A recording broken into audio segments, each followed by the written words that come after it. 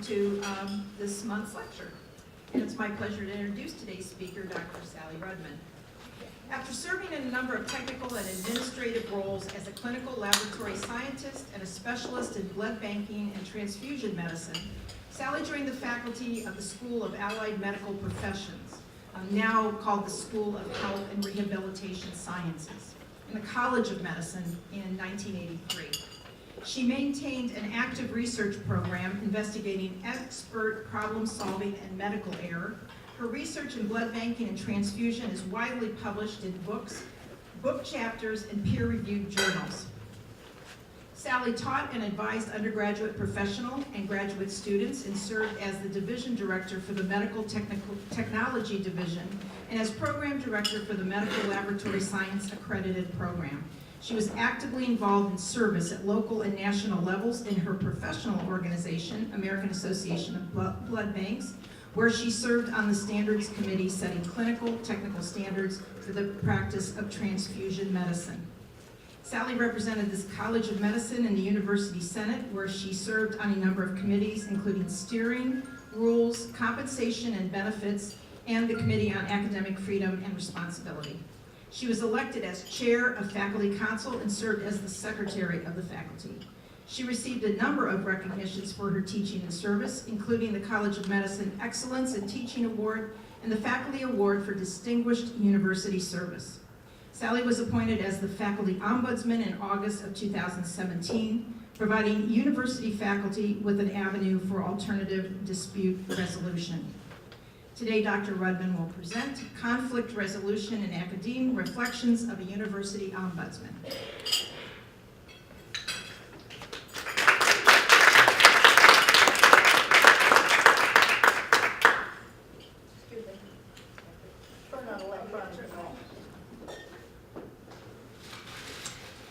Okay, can you hear me?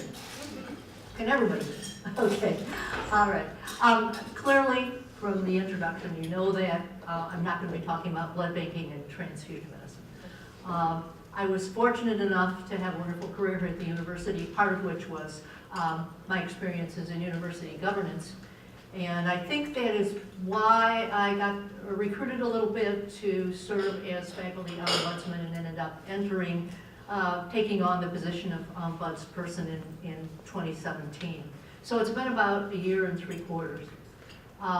What I'm going to present to you today is really a bit of history about how ombuds practice evolved at this institution. And I have a couple of caveats. One is I am not a historian. So please excuse me, much of the information that I got on the history of the ombuds practice came from the print and news media. I was going to say fake news, but I probably shouldn't. It's through a filter. But nevertheless, I found it to be extremely interesting and informative, and it informs her practice, so I thought it was interesting. So with that, first of all, I need to talk about the word ombudsman. It's received a lot of attention lately because it appears to be a gender-specific term. And so there are a number of arguments and debates amongst individuals in the profession as to whether or not we should somehow change that name. However, it is a Swedish term, and it doesn't translate directly into English. And so the debate continues, I guess. There have been ombudsman positions since about the 14th century in the Ottoman Empire, but more recently, and the ombuds position we hear about most often, which served as a model for current ombuds positions, was that developed in Sweden around 1713 by King Charles, who developed this for the government and really to be an interface between the public and the government in Sweden. So literally in Swedish, I've seen different interpretations of what the word means, but it appears to be something like representative man. And this would be to represent the public interest in government. So many institutions have decided to change the name because of the sense that it is a gender-specific term. And so when you're looking at ombuds practice across institutions, whether they be corporations, the government, public institutions, Academe. Many institutions have changed that to ombudsperson. People struggle with ombudsperson because that gets to be difficult to, even for me to pronounce right now. So many of the offices have changed to ombuds. So I will answer to any or all of those by any other name.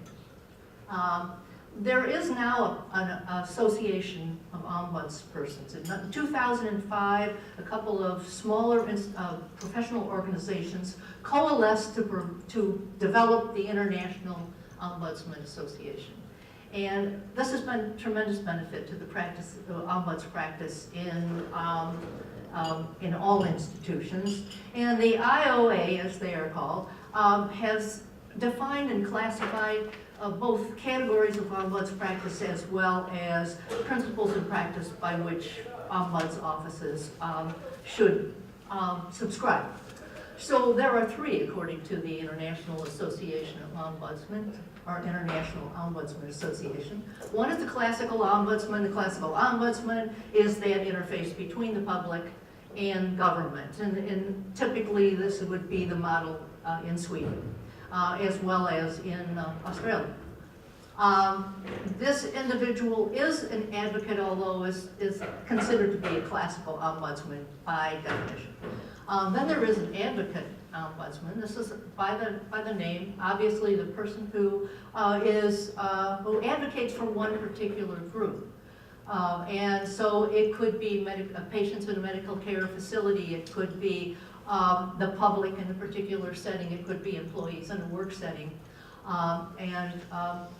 The third type of ombudsman, which I want to emphasize today because that is the type of ombuds practice we have here at Ohio State, and that is the organizational ombudsman.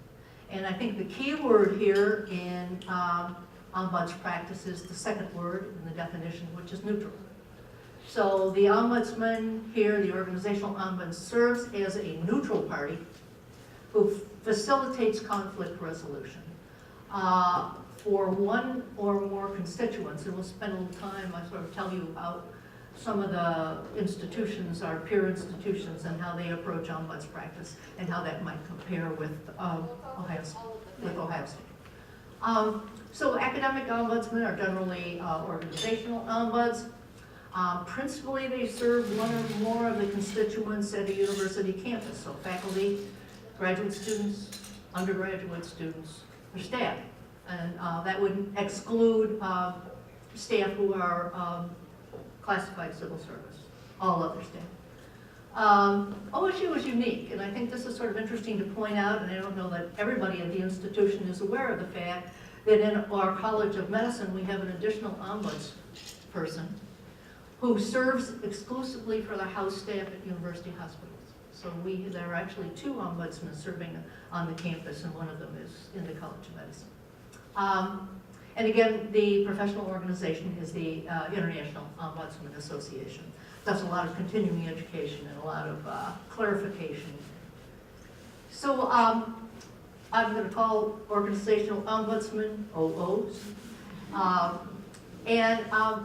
Really, we do two things. We work with groups or individuals. In most cases, that's individuals, but sometimes they represent a larger group concern.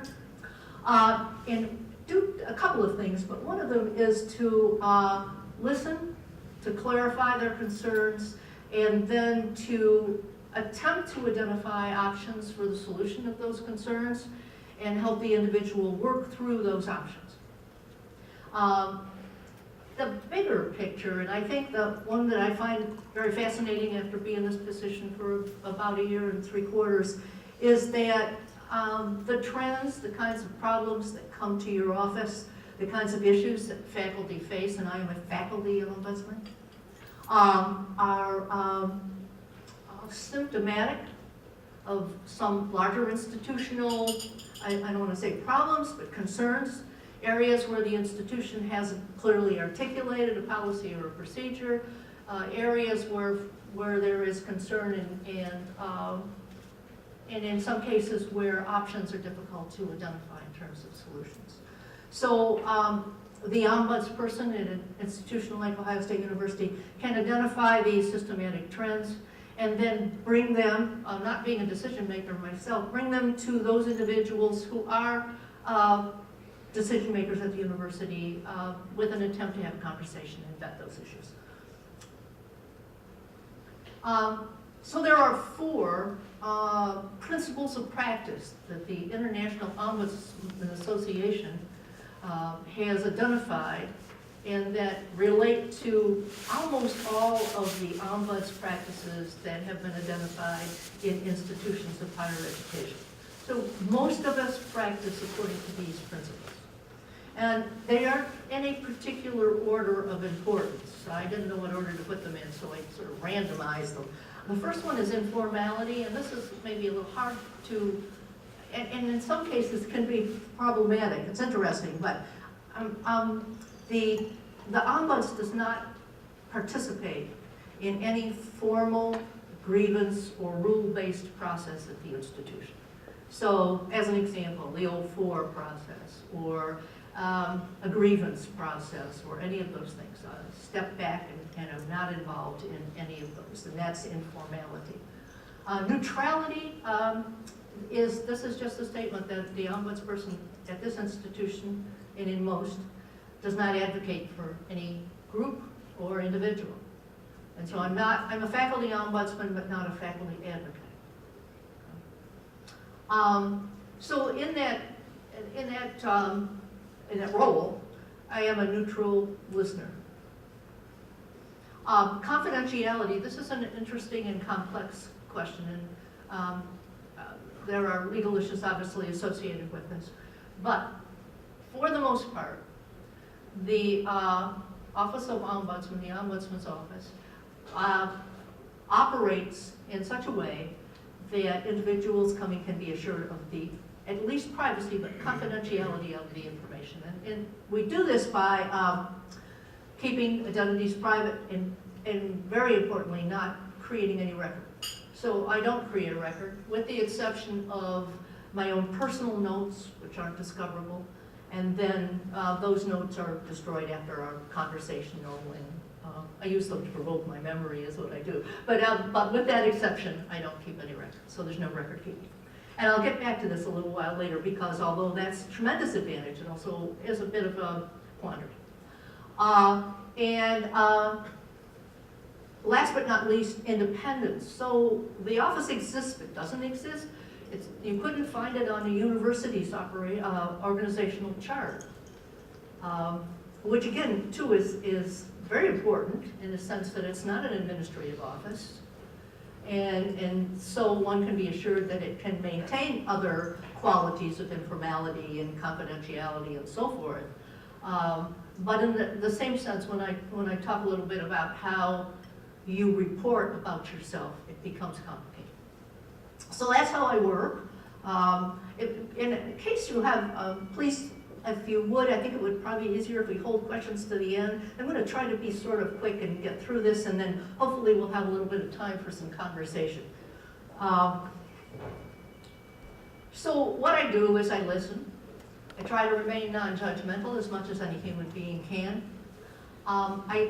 People have conversations with me about their issues, and we try together to reframe those issues. I think what's a really important part about this is to help individuals understand multiple perspectives, to see their problem in the light of another individual that they may be dealing with. I guide and coach, help individuals. I do a lot of this one. Help people with communication skills and negotiation skills. So we talk about how to negotiate something, an issue with the department chair or with whomever that might be.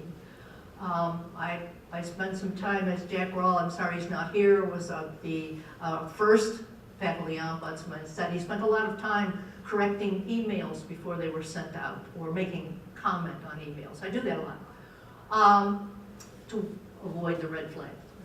Identify related rules. This is an area that I'm really comfortable with. Being a blood bank transfusion medicine person, I wrote a lot of rules and policies, and so and it's because of my experience, I guess, with the Senate, have been fairly familiar with the rules at the university, the policies and guidelines. And so when an individual comes with a concern, I try my best to find a related policies, it's often policies, or procedures all the way from their academic unit to the university-wide. And then we talk about them, how they're interpreted, how they're applied, if they even agree with each other. And then sometimes, the next bullet point, I don't do it very often. I'm not a trained mediator, and I don't have a legal background, and so I don't mediate in the strictest sense.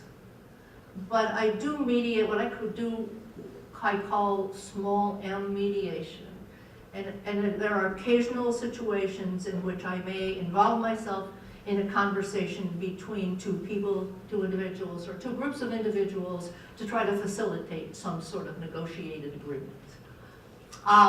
And then, as I said before, one of the things that I think is most important, it probably shouldn't be at the bottom, is that I will look for systemic issues that I feel need to be brought to the attention of someone else at the university. This is what I don't do. Don't do formal processes and investigations, as I said before. I don't really prepare reports in the strictest sense. I do report once a year to the Faculty Council and the University Senate. A copy of that report goes to the Office of Academic Affairs, Dr. Wolf. But the report is, I guess in terms of what's going on currently in politics, is heavily redacted. In that I don't include any information that would identify the individuals with whom I spoke. So it more ends up being numbers of cases, general categories of cases, ranks, general information like that to sort of identify and again, this is a very important way of identifying both the load at the office and the systematic kinds of issues that I'm seeing. I don't make any kinds of decisions that are binding. I don't mandate any kind of policy, and I don't maintain records. And that should be sorry. Okay. So I thought the history was rather interesting, and I got to watch out because I talk too much. There was an Ombuds office from, that started in 1970s and was closed again in 1996. And I was interested in how that office functioned when I became an ombudsman currently. So you all know it was a time of a great deal of unrest on campus during the 60s and 70s. Campus was closed for approximately 10 days during that period. There was a tremendous amount of concern. It was a time when students were being more vocal about their rights. And so it was really a student thing that started the Ombudsman's office at Ohio State University. And it was heavily debated. The first official proposal that I could find for an Ombuds office emanated from the Council of Graduate Students, who sent a proposal to Faculty Council in '67. And they proposed that the Ombudsman would be an impartial channel for complaints. And talk about gender-specific language. The Ombudsman, through the exercise of his powers, could uncover any misuse of power and dispel rumor, lessen distrust by giving, and I think this is an important statement, by giving public, detailed reports of his investigation. So the Ombuds practice here started out with a little bit of a different direction of movement when you think about the kinds of principles that I just talked about that the International Association of Ombudsmen. So proposal language included he. It wasn't until actually the 1990s when I was on the Rules Committee of the University Senate that we cleared all the he out of the rules. But nevertheless, he would make students and faculty aware of channels for helping them with their particular problems. He would investigate problems too stubborn, this is a quote, to be handled by existing machinery and publish his findings. And he would dispel rumor and lessen distrust by giving public and detailed reports of his investigations. So this was quite a public effort, or hope on the part of the students. It was a wish for fairly public. Needless to say, this went on for quite a while, and there was considerable debate. The undergraduate students remained unhappy with the final rule that was developed for the ombuds practice, because they felt that the ombudsman did not have any, what they called, real power, and that, and actually sort of threatened, and the language was relatively in your face, that if we didn't have an ombudsman with power, there would be additional unrest on campus. However, the rule was defined and went to faculty council in September of 1970, just before the first, the faculty council rule was just before the trustees meeting on September 10th. It was, with the exception of a few of the undergraduate students and a couple of faculty, passed faculty council fairly easily and went to the board of trustees and was approved. So that was sort of the beginning of ombuds practice at Ohio State. There was also an interesting group that was developed at the same time, and that was an advisory committee on campus grievances, which had 8 members, undergraduate students, graduate students, and faculty. Interestingly, alumni were included, and non-teaching staff appointed by the president. At that particular time in the language, non-teaching staff was a typical way to describe individuals who were not faculty, who were on the staff.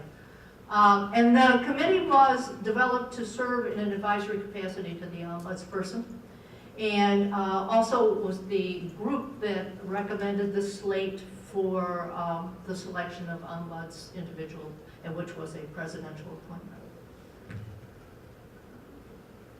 So it was in 1971, finally, that the office opened in the Ohio Union, and that's where it stayed until its closure in 1996.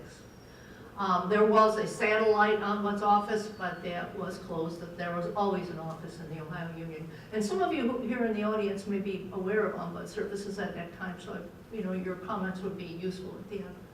I wanted to tell you about the first two because I think our ombuds people, at least at the beginning of ombuds practice at Ohio State, came from similar backgrounds. So first we had Richard Armitage. Richard, or Dick as he was called, was recruited from the Dean of Faculties at the University of Missouri, but before that, he was Dean of Graduate Students here at Ohio State. So former OSU administrative person. Second ombudsman was Joanne Wharton Murphy. Dick only served 1 term, which was 2 years. Joanne came on after that. She was Associate Dean of the College of Law at Case when she was recruited back here, but had served as Assistant Dean of the College of Law at OSU. So you can see that and this was true of most of the ombuds people through the office history, had come from some administrative position. So how is ombuds practice differ from what it was in 1971 to 96? First of all, there were similarities. The language and the rules, I pulled the rules, were to receive and attempt to resolve issues and to recognize systematic institutional issues and communicate these as appropriate. So, similar. How it differed, there is no more advisory committee on grievances at the university that serves in a role advisory to the ombudsperson. So that has gone away. There were at that time, there was no international professional organization, so they had not clearly defined principles of practice. So the principles of practice were not part of the, if you will, the charter of the current ombudsman's office. And that led to some interesting changes in practice. The position at first served all university constituents, faculty, staff, except for classified civil service, students as well. So a big role for the ombuds. But what I found really interesting was the early office, because I think it was vaguely defined in some of the rules and principles of practice, also reached outside of the university and dealt with issues from the general public and from alumni. So this gets to be a daunting task, I would think, as a faculty ombudsman, I can't imagine. But, okay. So I just looked through all of the information and I made some general observations myself. One is that it seems that, first of all, the ombuds practice was driven by students. And because we had at that time, I know we still do have a paper copy of lanterns around somewhere. The lantern was an important part of daily communication on this campus, particularly amongst the students. And the lantern picked up big time on ombudsman. So there were continued articles about ombudsman practice in the lantern. And those got picked up by the local news media. So much of what was discussed in the lantern ended up being in the Dispatch or the Citizens Journal at that time, if you're familiar with those. So it was fairly visible. But again, most of the visibility was around student issues. Second of all, maybe because of that, maybe it drove that, but most of the complaints, concerns, issues brought to the Ombudsman's office, somewhere in the vicinity of 90% of them were from students, and most of those were undergraduate students.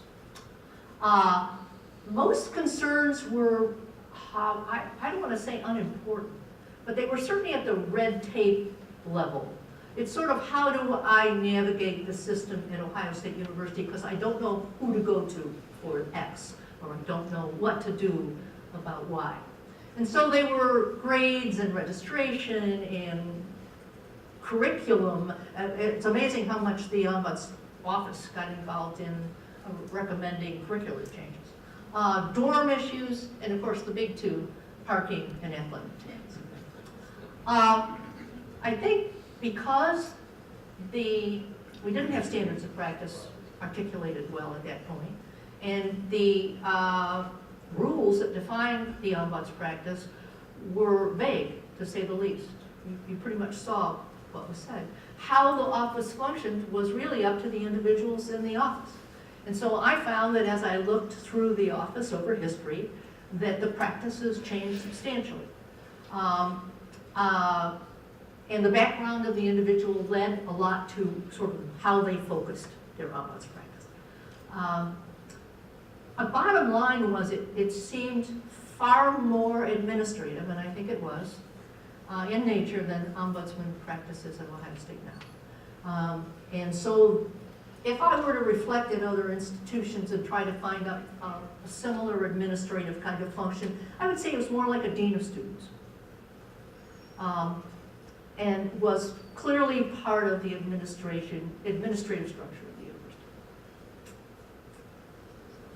So then, how is this former ombudsman office, does it fit the organizational ombudsman definition that we had before with the 4 principles? I don't think so, not for the most part. Confidentiality, no. In some of the reports from some of the early ombudsmen, things like confidentiality really isn't important, those kinds of statements. So it was less confidential. I don't know about neutrality. I don't have enough information to say that the office either did or did not serve in a student advocacy role. But it may or may not. It certainly was included in the formal organizational chart, functioned at an administrative level, so independence probably does not apply. And it definitely was involved in formal investigations, issued findings, made reports. So out of the 4 principles that the IOA is defined, I think only one of them might apply. And even that is a bit of a question. So why isn't there an office similar to this anymore? In February 1995, President Gee asked the committee to review ombuds practice at Ohio State. It was chaired by Joan Huber. Some of you may know Joan at that time. The committee met for really what it can be a very short time for committees at Ohio State University, and came up with their recommendations in May of 1995. That the office be phased out as soon as administratively feasible or convenient, and that the university should Ensure that all administrative and teaching units understand their rights and responsibilities with respect to students, faculty, and staff. So I think this came from the fact that it was still clear that there were some miscommunications and issues that need to be dealt with, and the committee's sense was that we just need to get people to understand what's going on. So the reason for these recommendations, it was their perception that the campus had a new conflict resolution bodies, offices that had come into play since the origination of the first office, and it seemed like the Ombudsman was duped. The second thing was that there was, and this is a very, very interesting point, the group had trouble, and by this time I think the ombuds practice had evolved, and the current ombudsperson was much more concerned about confidentiality. So the record keeping had diminished over time, and the formal reporting had diminished over time. And therefore, the Ombudsman office was perceived as having a lack of accountability because they couldn't produce that kind of record. And it becomes particularly difficult in today's day and age, again, for ombudsmen's offices to prove their worth on a campus because of the nature of the practice. But nevertheless, that was the sense of the committee. So they couldn't do what they called a systematic evaluation. And the final one is very interesting because it was the conclusion of that committee that there were only 4 such offices in universities across the country and none in the Big Ten. So that meant to them that such offices were at best unapproved. And interestingly enough, as you'll see in just a minute, that was actually the time when we were leaving ombuds practice, that ombuds practice was going up at other institutions. So we'll get to today. So current trends, it's really growing. There are different numbers out there, but it's certainly, if you use the IOA as an example in terms of academic institutions that are registered members, we're now up to 400.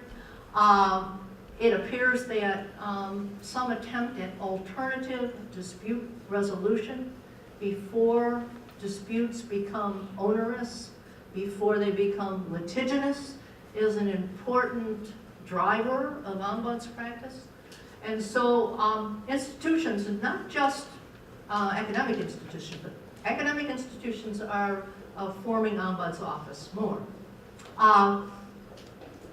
It appears that they value, most of the institutions that have gotten into ombuds practice, value the ability of the ombudsperson to detect systematic issues.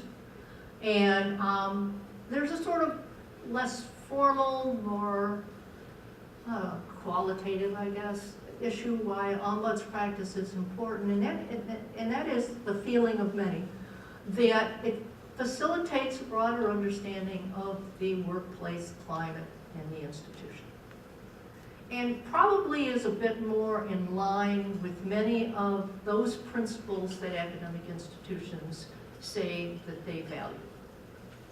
So that's sort of why we're seeing more. Big Ten institutions, almost all have ombuds offices now. So I just did a Google search, so I know that's not perfect. But I found institutions that all are ombuds offices of some kind or another at all, but 2, and those 2 were Northwestern and Purdue, interestingly enough. So they go from extremely extensive to much smaller and represent different constituents. So Maryland has 4 offices, I think the most extensive ombuds practice I've seen in the Big Ten, each serving a separate constituency. Makes some sense. There is a faculty ombudsman, a staff ombudsman, a graduate student ombudsman, and an undergraduate student ombudsman. Because the nature of the constituents is so different, the nature of the problems is very different. So the skills involved in dealing with those problems are very different. So that, in my mind, makes some sense. Iowa, Indiana, Nebraska have offices, 1 office in each one of those institutions that serves the entire constituents. So that's faculty, staff, and students. That's not uncommon, and I found that a lot in other non-Big Ten institutions as well. Tough job, usually fairly big offices and fairly big staffs, but not always. Wisconsin has one single office for faculty and staff, nothing for students. Ohio State, Penn State, we have offices that serve faculty, but Penn State took that a step further, and they have an ombudsman in every academic unit who reports to the central faculty ombudsman office. Rutgers, Minnesota have student ombudsman, nothing for faculty and staff.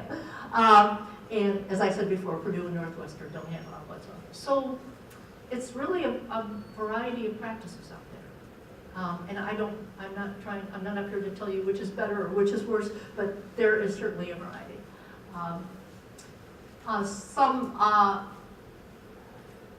Some observations from some research that was done by the International Ombudsman Association is that it appears that a lot of institutions, and I guess we're not surprised by this, but develop their ombuds or open an ombudsman office after they have some highly publicized scandal,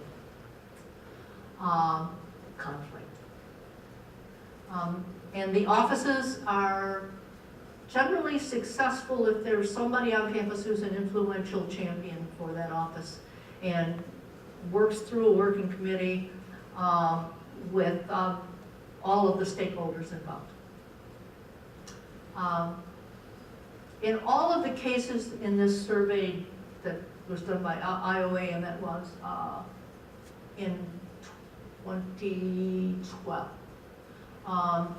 all of the institutions that started the process identified some serious gaps in their dispute resolution processes on their campuses.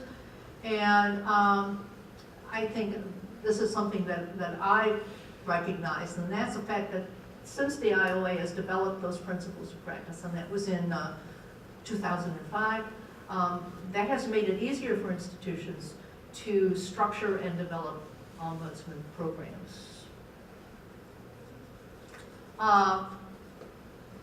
In the research, most of the observations or most of the cases that come to ombuds offices nowadays are not dormitory issues and parking and athletic tickets as much as they are evaluative disputes in evaluative relations that involve peer and colleague interactions. And they often fall outside of legal and rule-based kinds of formula. In many cases, there is no rule, I guess it's a right versus a right. And there are no offices on the campus that are trained or skilled or ready to handle those kinds of processes, so that's where the ombudsman fills the gap. One of the things that I've been very fortunate to have, and this is one of the things that was noted in the research, is how important it is for ombudsmen to have the cooperation of numerous offices on the campus, and they've certainly had that here at Ohio State with human resources. I'm not, an island, and I have to have this kind of interaction on a regular basis. Legal affairs, ethics, diversity, other offices, yes, it's required. So current, let's see how we do with time-wise. I'm fine. Okay, the current Faculty Ombudsman Office was established in 2010. It was from concern of the faculty this time, faculty-driven. This was, again, for an informal resolution mechanism on this campus.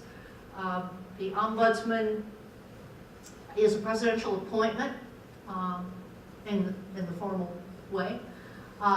And it is a part-time position, was 25% when I took it on, and I begged and pleaded, and it is now a 30% position. It functions in the role of an organizational ombudsman, an OO.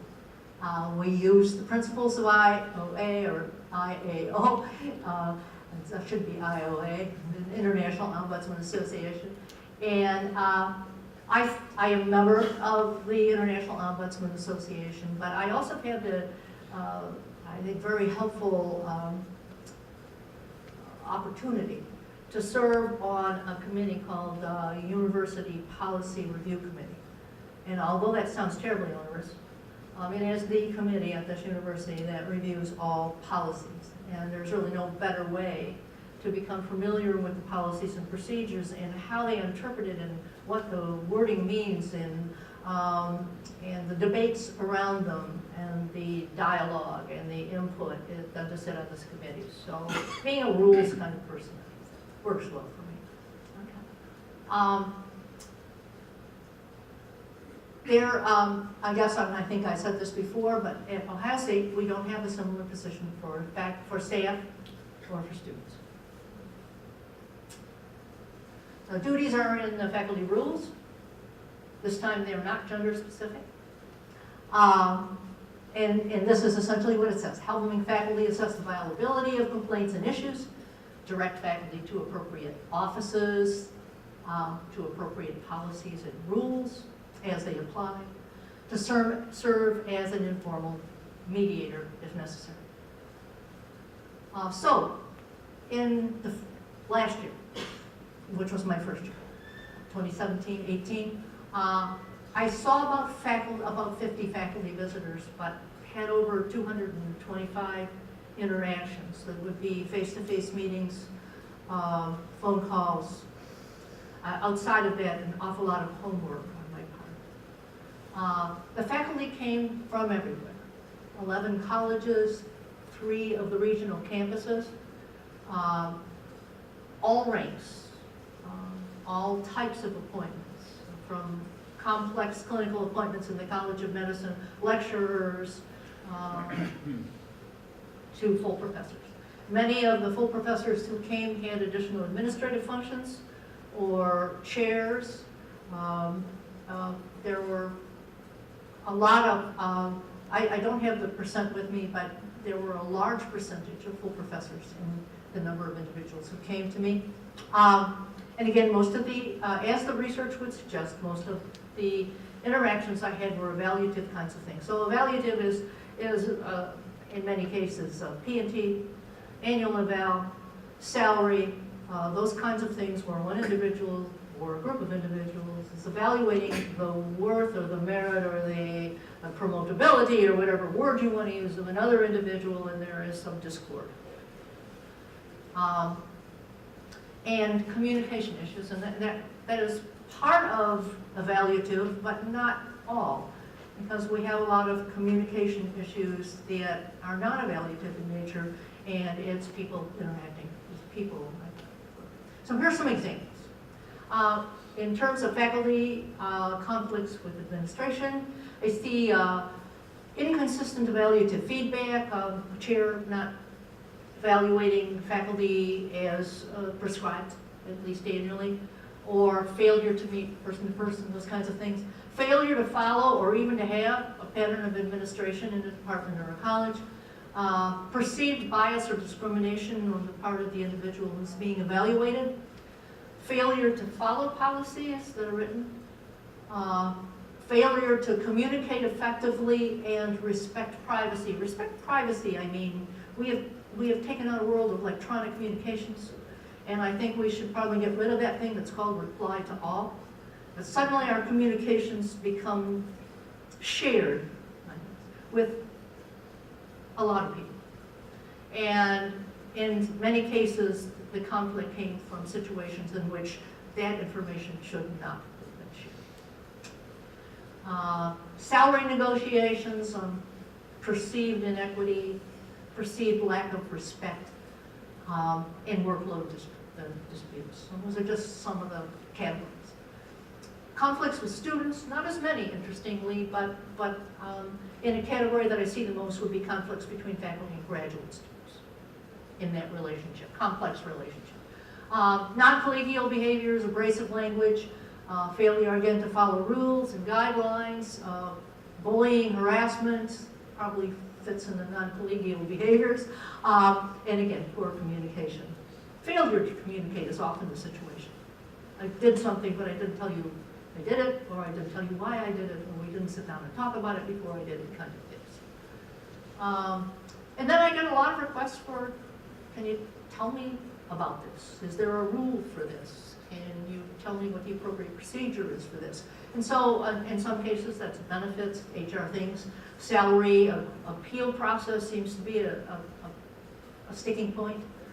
Promotion and tenure, as you all know, is always a sticking point.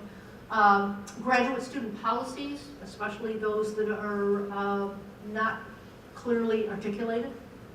04, with particularly, I'm sure all of you are familiar with 04, but particularly with regard to individuals who are brought up on allegations of gross incompetence, which is the perception that you have not done your work. It's causes consternation. Social media policies, use of university instructional technology, and freedom of speech intersection is an issue. Retaliation is a big concern on the part of individuals, especially if there is a power differential. And that could be a student as well as faculty with administrative. Discrimination, interestingly enough, discrimination has not come up a lot. It has come up, but it isn't one of the things I see the most of. And a renewal of contracts, all the sort of contract-related issues, especially for individuals that are serving some function at this university on contract as opposed to a regular faculty. So some things I've thought about. First of all, electronic communications. I think I've already mentioned this. We've sort of lost personal connection with individuals. I don't think it's uncommon when I was a faculty member to have the person in the room next to me was my colleague send me an email when I was sitting next door. So those kinds of things have changed. The way students interact with faculty, the way faculty interact with students, the way we interact with each other. And that no matter how careful we are, this can lead to miscommunication, misunderstandings. And I already mentioned that ensuring privacy can be more difficult when we get into the electronic communication world. And then, of course, I guess it goes without saying that problems occur when we deviate outside of our rules, or when rules aren't clearly articulated, or even worse, when we're totally silent on something. Because when we don't have a rule, or don't have a policy, don't have a guideline, then individuals can sort of freelance. What do you do, right?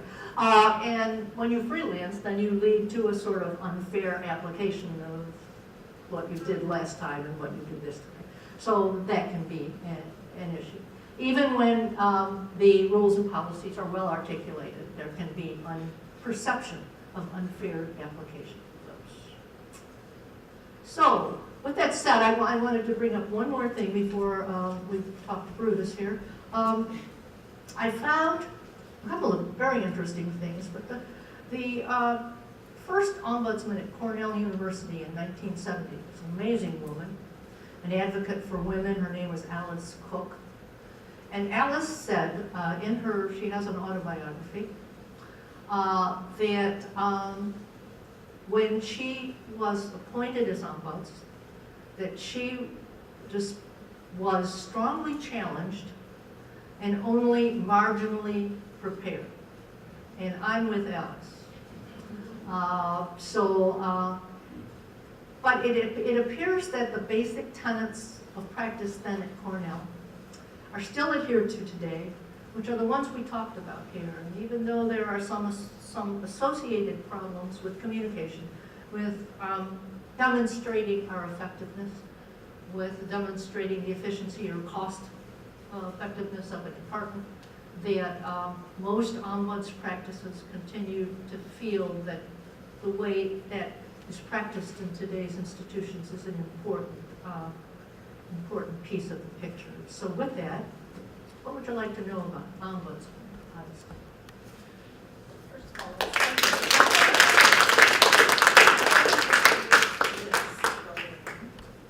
makes it a little easier for the video to pick up your voice. If you have a question, I'll bring you the microphone. Yes, sir. I can speak up. Okay. Sally, Thanks for making this topic interesting. You know, I was hoping not too many of you went this week. where's your office located? And that's one question. But the second question is, how often do you to involve the second party or the second person in that issue, and without the threat or the problem of retaliation of some, you know what I'm saying? Oh, yeah. Yeah. Well, first of all, I'm in 378 Bricker Hall. It's sort of hidden and tucked back. I will meet with faculty if they don't feel comfortable in Bricker, but so far I haven't had really much issue. I'm on the 3rd floor. No one important is on the 3rd floor, so that's where we hang out. There is a website, so if somebody puts in faculty ombudsman, they can come to the website. The principles of practice are on there, a little bit about how we act, how we deal with problems. The second question was harder. First of all, when individuals come to the office, I have to treat them as I advertise, which is confidential. And so even the fact that they walked in the door is confidential. So as soon as we involve another party, the whole issue of maintaining confidentiality, being able to work in an environment in which it's private is to some extent gone. So I still do it, but only with the permission of the individual with whom I'm talking. So we spend a lot of time talking, working out possible solutions, and I really encourage, and I don't know if this is the right answer, but from my experience, I encourage individuals to try to negotiate on their own. So we spend some time, I even recommend negotiation books. I have a favorite out there if any of you would like it. We talk about sort of the soft art of negotiation. I spent some time looking at communications that one might bring to a meeting with their department chair, as an example, to try to sort of point out language that I think might deter an ability of an individual to sit down and get a good conversation going. In some cases, I will serve as a sort of neutral party, just to keep the conversation going. But again, I don't have those mediation skills necessary to serve as a formal mediator. So some people will be concerned about retaliation, and some will not. And those that are, it's really a hard bridge to get across, because it's that fear that keeps that conversation from happening. So some individuals just need to talk. They come in my office to talk. Some want to solve this problem and see it. We always talk about the line in the sand. You know, there's that sort of line in the sand which, if you cross it and go into a confrontational encounter, you have to be ready for that, and it has to be important enough, and you have to make a personal decision about, is it important enough, and is the underlying ethical issue important enough to go to battle for. Understanding that sometimes there's consequences to those kinds of battles, and we've all been there. Yeah. So did I answer your question? Yes. Thank you. Either. I don't know who was first. Nancy, I guess. But okay. Do you have a sense from all of the things you've been able to do for faculty, whether it would make sense for the university to add an ombuds for students? I'm going to turn around. I didn't know what an ombudsman was when I first sat down and read the description and applied for the job. I had no idea whether it would function well, wouldn't function well, whether it was important or not important. In the year and a half, I've decided that ombudsmen are extremely important. And yes, I would love to see the university have ombudsman services for students. I know there are a lot of student services. They're wonderful. They meet real important needs on the part of students. But they aren't confidential necessarily, and they don't meet the same need. So I would like to see an office come back. Yeah. Staff too. Most of your examples involve where faculty might raise questions about chair people. Were there any in the opposite direction where chairs complain about their faculty? And if so, are there any that you could describe in vague terms? Actually, not anywhere nearly as common. I haven't had very many deans or chairs walk into my office and say, oh my gosh, these faculty. So no, I really haven't encountered, maybe one or two instances where faculty has made actually a formal complaint against their chair. But not the chair coming in and making a, no. Better stop talking. The word ombudsman is Swedish. And we have in our audience someone who is originally from Sweden, Dr. Bergstrom. I wonder if he could make some comment what the role of the ombudsman is in Sweden, since that's where it originated. And it does continue to exist, I'm pretty sure. Yes, thank you, I would appreciate it very much. Here, we gotta catch your voice. I have been away from Sweden for a long time, but I remember Ombudsman, and one thing I recall is that it had a good deal more power in Sweden.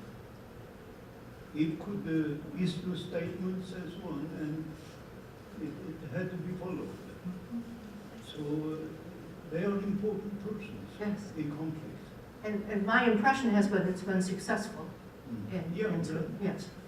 And it is it's a different tab for a different purpose. But, yeah, well, thank you.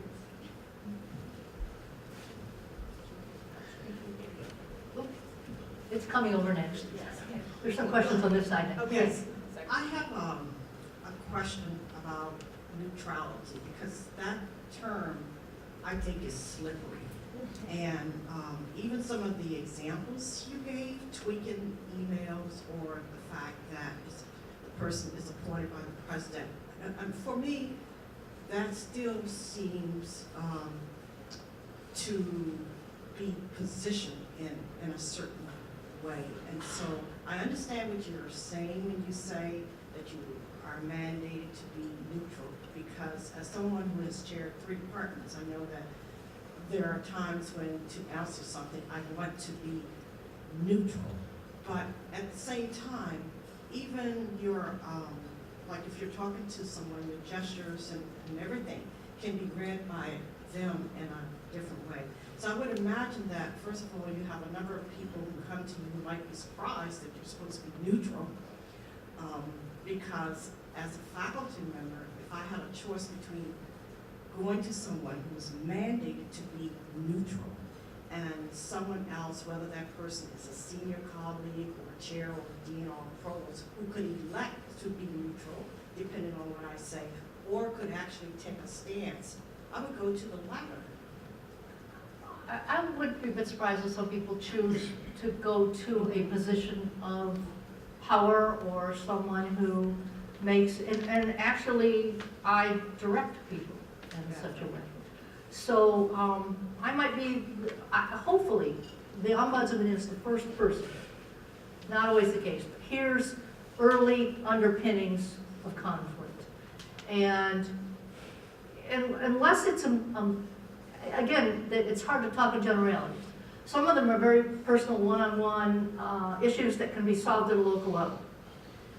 Some of them are more institutionally critical and require something larger than an ombuds person to solve.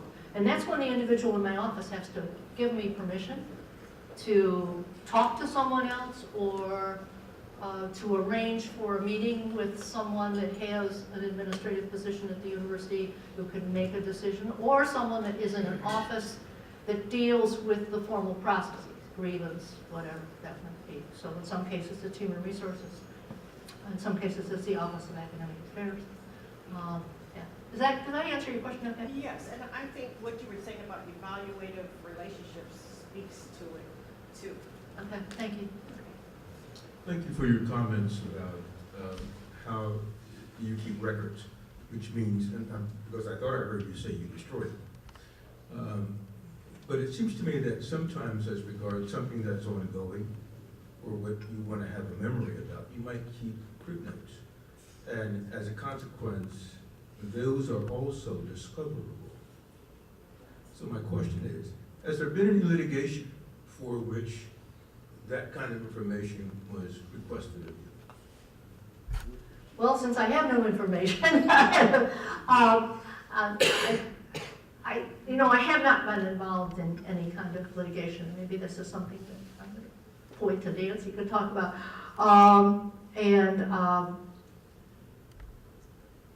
I suppose that in the history of the faculty ombudsperson, we've not been subpoenaed to testify. And I'm not sure what would happen if I was subpoenaed to testify. But I don't keep any formal records of any kind that anyone that would be discoverable.